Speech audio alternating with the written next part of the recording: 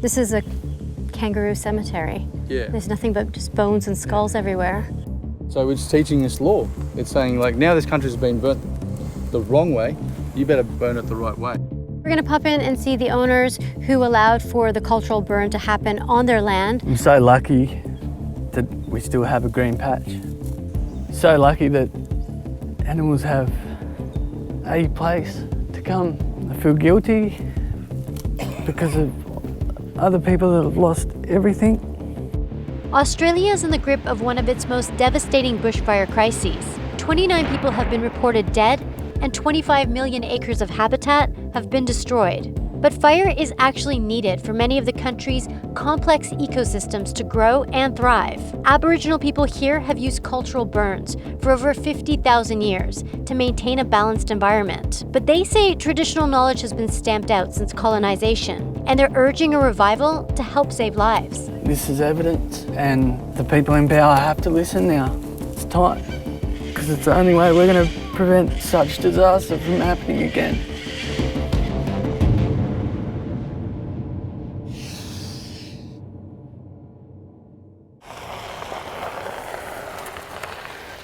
Pleased to meet you. Thanks for coming out. Yeah. I can't believe this. No, it's heartbreaking, you know. terrible. This used to be, or is, a national park. Yeah, war zone really at the moment. How long ago did this bushfire come through? This one come in New Year's Eve. Noel Webster and Oliver Costello are Indigenous fire practitioners. Noel has lived near Conjola his entire life. I just seen all these birds just take off, fly, and I thought, this is not good. That was a warning sign. Go and put some shoes on and stay tight because it's going to be an interesting afternoon. That fire resulted in the loss of 89 homes around Conjola Park, a lush lakeside town on the east coast of New South Wales. No one wanted to manage fire. The country managed it and this has had the result, you know, like this is a warning sign. This is, you know, tells you it's a kick up the arse. Now I know bushfires are very common in Australia. Do you feel like this could have been avoided? Definitely, they could have been prevented and by doing, you know, starting camphor and burning country, you know, using the Indigenous knowledge.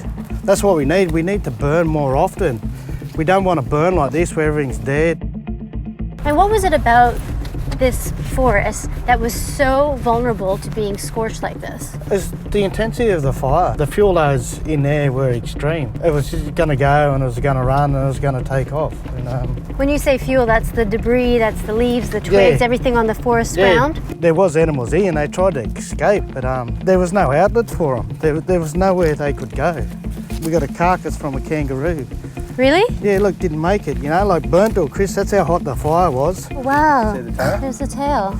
This animal didn't stand a chance. This is a kangaroo cemetery. Yeah. There's nothing but just bones and skulls everywhere.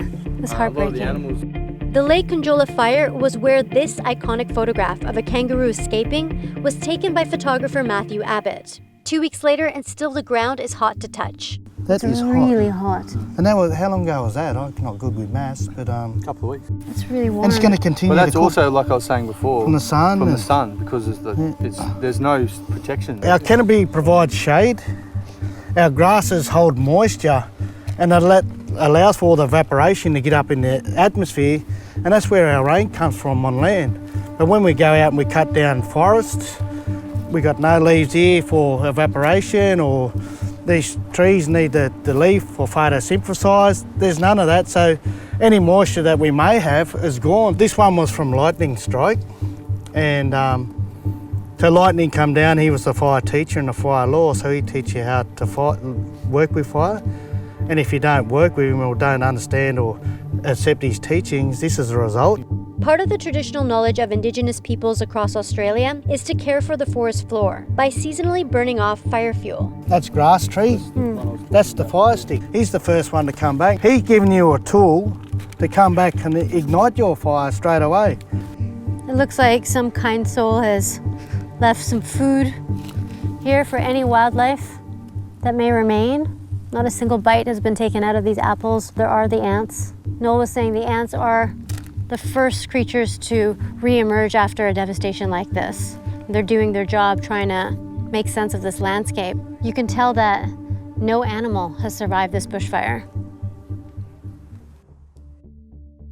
This is it right here?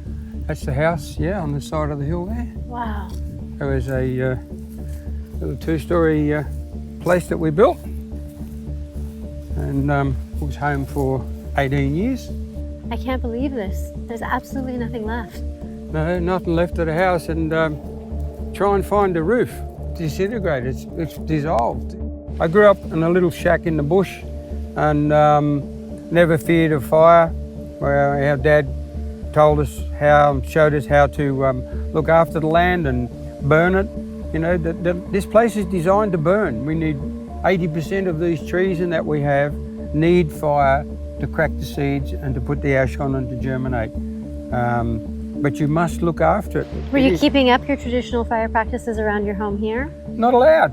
We're not allowed. You How know, so? We can't burn our own land. Like so many others, Noel and his wife Trish didn't have any insurance on their home, making it tough to start over. But that hasn't stopped them from trying to recreate a semblance of the life they had before, and a refuge for local animals and birds. Before I'd put that one in the hole in the ground, an eastern spinebill came down on this plant here and was sucking the nectar out of that grevillea. Noel and Oliver took me to visit land that had been treated by a traditional burn 6 months ago. So what's the technique? Like, could you walk me through it? Yeah, sure, we'll go for a walk. So we pretty much lit it up just over here.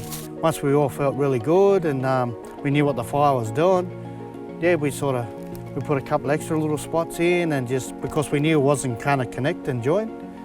And yeah, everyone was just walk around sharing story and knowledge and practice, and it was a wonderful thing. We're burning to bring native grasses back, and that'll even give us more moisture. So what we done, we lit the fire, and the fire sort of cleaned it out and cleansed it and gave it space. It gave it light, you know, so the light come through and our plants were able to germinate. How close did the fires get to this land? We'll go for a walk. It's right on their property, right on their boundary. We're going to talk to the neighbour. Sounds like fire management in the traditional way is not a one-time thing. It's an ongoing relationship. And adjusting your practice too, you know, as you're learning as well. We're gonna pop in and see the owners who allowed for the cultural burn to happen on their land, have a chat and see if they're happy with the results. There's just so much knowledge that these guys hold that I want to be part of. Over the years, as bushfires have intensified, temperatures are soaring, ongoing drought, have you been worried about having your home go up in flames? Absolutely. It's a matter of time before we're impacted by fire. When it was coming, all I needed was my family to get out of here so I can concentrate on what I need to do. I'm sorry, this is You're tough right. to talk about. Sorry. Yeah. There's so many emotions. I'm so lucky that we still have a green patch. So lucky that animals have a place to come. I feel guilty because of other people that have lost everything. This is evidence. And the people in power have to listen now, because it's the only way we're going to prevent such disaster from happening again.